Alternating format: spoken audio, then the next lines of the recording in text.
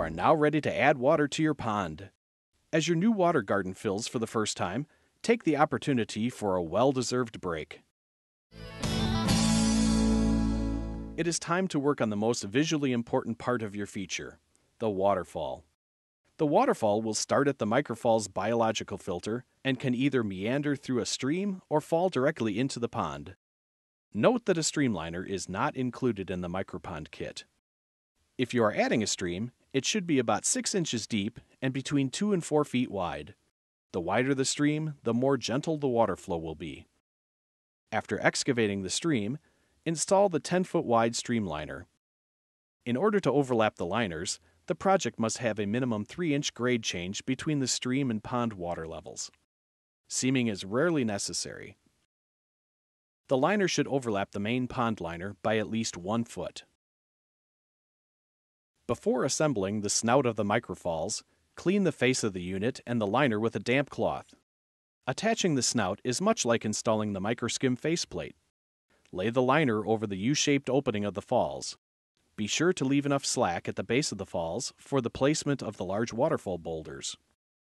With an awl, pierce the liner through the top 2 holes of the snout. Temporarily install the snout by placing the screws in these 2 holes. Remove the snout, keeping the liner connected to the piece with the 2 screws. Liberally apply a thick bead of silicone around the spillway of the microfalls.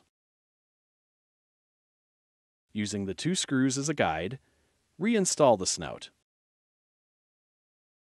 Complete the process by screwing in the remaining screws. With the snout in place, it's time to lay the filtration media in the microfalls. All of the filtration materials will rest at the base of the microfalls. Place the filter pads in first, and rest the bags of filter media on top. Take special care when building the stream and waterfall, as this will be the most eye-catching part of your pond. Place larger rocks along the edges as normal. You can also use boulders in the stream bed itself to divert the water in interesting ways. Fill the remainder of the stream with gravel. If you have any drop-offs in the course of your stream, you will need to use the waterfall foam to fill in the areas behind the rocks where the fall occurs. This will ensure that the water flows over these rocks rather than underneath, where it will not be visible. Disguise any visible foam with gravel and rock dust for a more natural look. The microfalls should be framed by 2 impressive character boulders, placed on either side of the snout opening. The middle area should be built with a variety of different sized rocks with a flat surface. Crowning this collection of stones should be a lip for the microfalls. You can use the optional fake waterfall stone or a thin piece of slate stone. Make sure the lip fits securely and will be level from side to side so the water will flow evenly over its surface. Adjust any surrounding rocks as necessary. As with any stream drop-offs, use the black waterfall foam behind these stones so that you will be able to see the rushing water.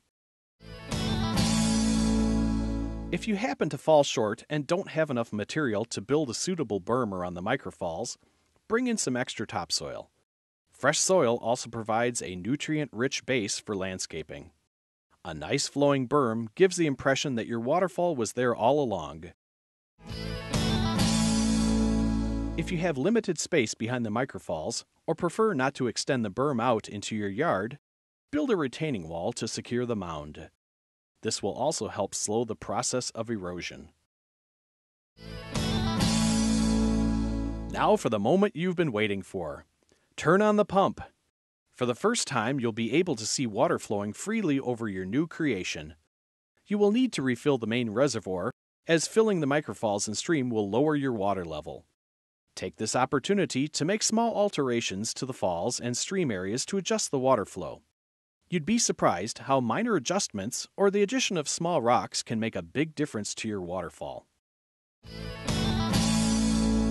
When you have re-established the correct water level, trim the extra liner from the edges of the pond.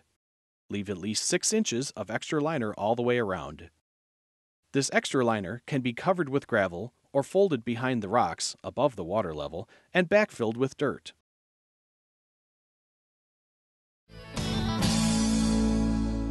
To beautify the exterior of your pond, cover the berm and edges of the pond with a natural mulch. You may also wish to incorporate landscaping at this point. You're done with all of the hard stuff. Just take a moment to clean up the area, removing any excess dirt, mulch, rocks, and other debris. Included in your MicroPond kit is a manual on the upkeep and maintenance of your new ecosystem.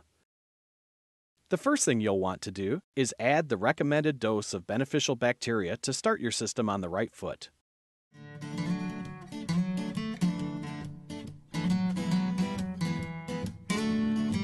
Now sit back and enjoy your new natural water feature.